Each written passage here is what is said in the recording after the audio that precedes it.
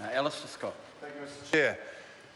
Mr. Chair, they say they care about small businesses, but they don't. They say they care about families and children, but they do not. They say they support farmers and provincial towns, but the opposition, sir, do not. And I'll tell you what, Mr. Speaker, we on this side, we do, and we can prove it because we vote for it. That's right. And here's a couple of examples, Mr. Chair. The free trade agreements. The free trade agreements that give opportunity for New Zealanders to take part in an international marketplace.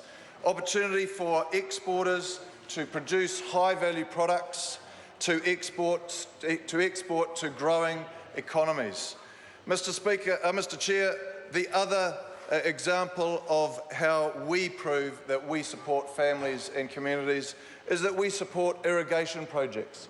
And there was a question in the House today, and again we demonstrated that we support these projects because not only do these things increase productivity across the land that we farm, that we put horticulture across, or vineyards, whatever it might be, but these projects are also give a huge amount of value to the social benefit of the communities. And social benefits by providing sporting and recreational facilities, environmental benefits, Mr. Chair, through the higher minimum flows that irrigation projects will bring to waterways, by the stringent regulations that these irrigation projects will be run under, and quite frankly, sir, the irrigation projects I would have thought would be a key part of any Green Party policy, quite frankly, because these things are going to be fantastic for the environment.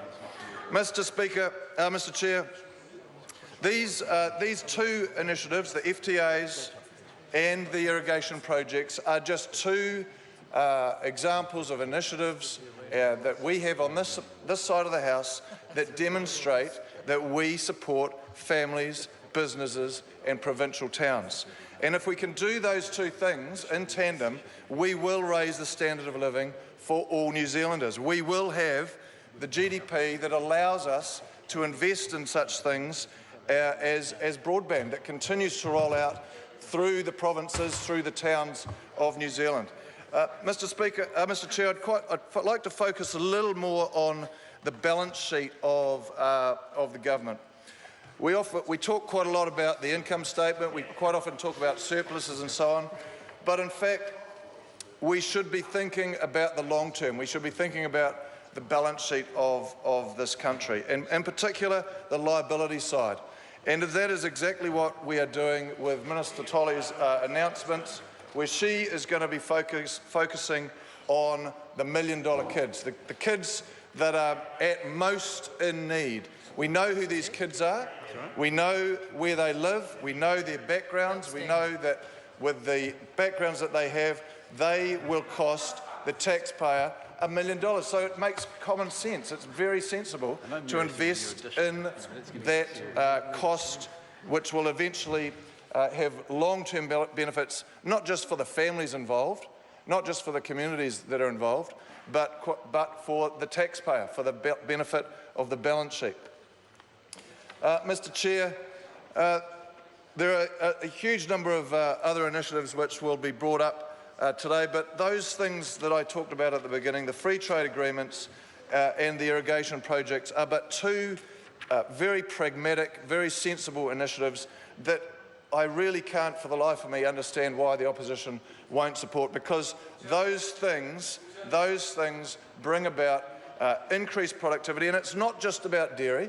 These irrigation projects will increase and diversify land use. They bring in seed companies from Europe who can develop their seeds with reliability, which is brought about by irrigation projects.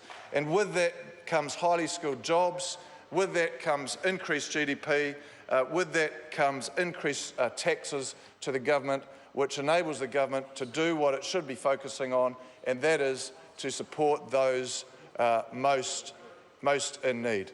Thank you, Mr. Chair. Good speech.